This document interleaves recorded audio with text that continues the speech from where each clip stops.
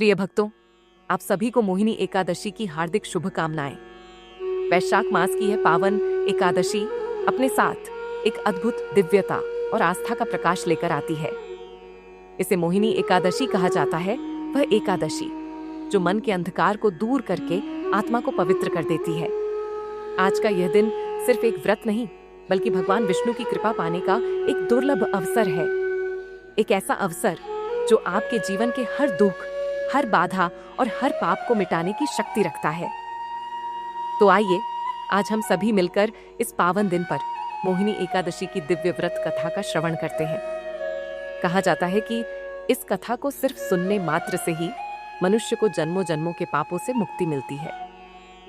जैसे सूखी धरती पर बारिश की पहली बूंद शीतलता देती है, वैसे ही यह कथा आत्मा को शांति और आनंद से भर देती है। ये व्रत इतना पुण्यदायी है कि इसका प्रभाव केवल इस जन्म तक सीमित नहीं रहता, बल्कि आने वाले अगले जन्मों तक आपके जीवन को सुख, समृद्धि और शुभता से भर देता है। तो अपने मन को शांत करें, श्रद्धा और विश्वास के साथ बैठे और इस पवित्र कथा की शुरुआत करें, जो आपके जीवन में एक नई रोशनी ला सकती है। धर्मराज युधिष्ठिर विनम्र भाव से बोले, हे प्रभु श्री कृष्ण, वैशाख मास के शुक्ल पक्ष में आने वाली एकादशी का क्या नाम है? उसकी महिमा क्या है? उसकी कथा क्या है? और इस व्रत को किस प्रकार किया जाता है? कृपया विस्तार से बताइए। तब भगवान श्री कृष्ण मधुर मुस्कान के साथ बोले, हे धर्मराज, मैं तुम्हें एक दिव्य कथा सुनाता हूँ। ये वही कथा है जिसे महर्षि वशिष्ठ ने स्वयं श्री राम को सुनाई थी। एक समय प्रभु श्री राम ने अपने गुरुदेव वशिष्ठ से अत्यंत करुण स्वर में कहा, हे गुरुदेव, ऐसा कोई व्रत बताइए जिससे मनुष्य के समस्त पाप और दुख नष्ट हो जाए। माता सीता के वियोग में मैंने असहनीय पीड़ा सही है। अब मैं ऐसा उपाय चाहता हूँ जिससे यह दुख सदा के लिए समाप्त हो जाए।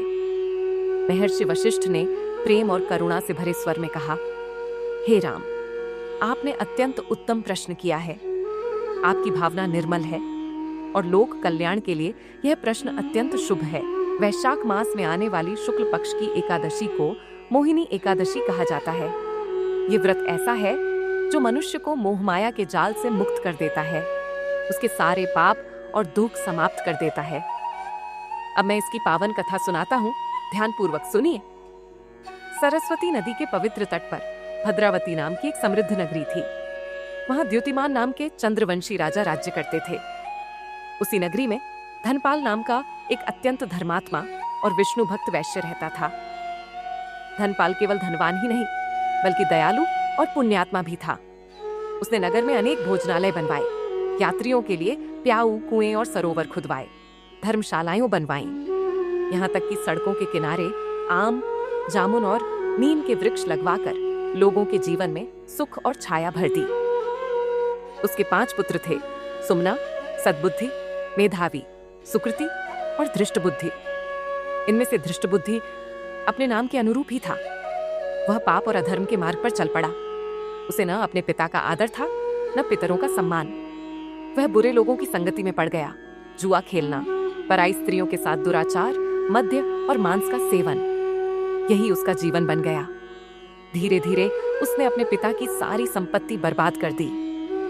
जब धनपाल अपने पुत्र के इन कुकर्मों से अत्यंत दुखी हो गया, तो उसने भारी मन से उसे घर से निकाल दिया। अब धृष्ट बुद्धि अकेला था, सहारा छिन चुका था।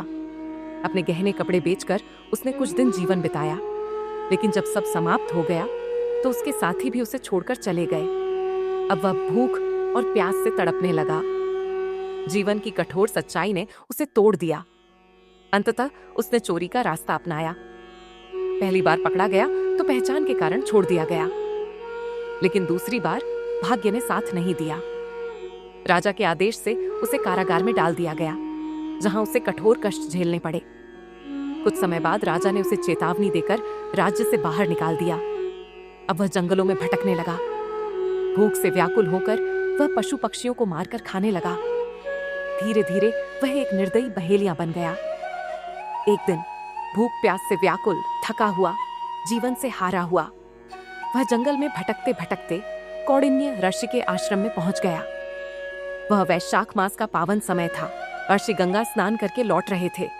उनके भीगे वस्त्रों से कुछ जल की बूंदें धृष्ट बुद्धि के शरीर पर पड़ी और उसी क्षण जैसे उसके भीतर कुछ बदल गया। उसके हृदय में पहली बार पश्चाताप की अग्नि जली, आंखों में आंसू भर आए।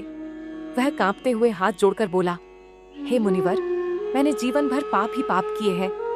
अब मेरे पास कुछ नहीं बचा।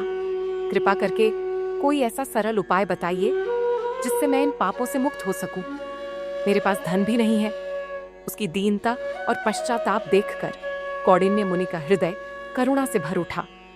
उन्होंने कहा, हे वत्स, तुम वैशाख शुक्ल पक्ष की मोहिनी एकादशी का व्रत करो।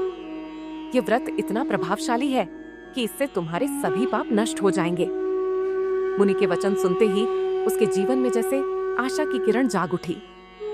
उसने पूर्ण श्रद्धा और नियम के साथ मोहिनी एकादशी का व्रत किया और फिर जो हुआ वह चमत्कार से कम नहीं था। उसके जन्मों जन्मों के पाप नष्ट हो गए। उसका हृदय निर्मल हो गया। अंत समय में वह दिव्य गरुड़ पर बैठकर विष्णु लोक को प्राप्त हुआ। हे राम, यह मोहिनी एकादशी का अद्भुत प्रभाव है। यह व्रत मनुष्य को मोह, पाप और दुह के अंधकार से निकालकर दिव्यता के प्रकाश में ले आता है। इस संसार में इससे श्रेष्ठ कोई व्रत नहीं है और जो मनुष्य इस कथा को श्रद्धा से सुनता या पढ़ता है उसे 1000 गौदान के समान पुण्य प्राप्त होता है।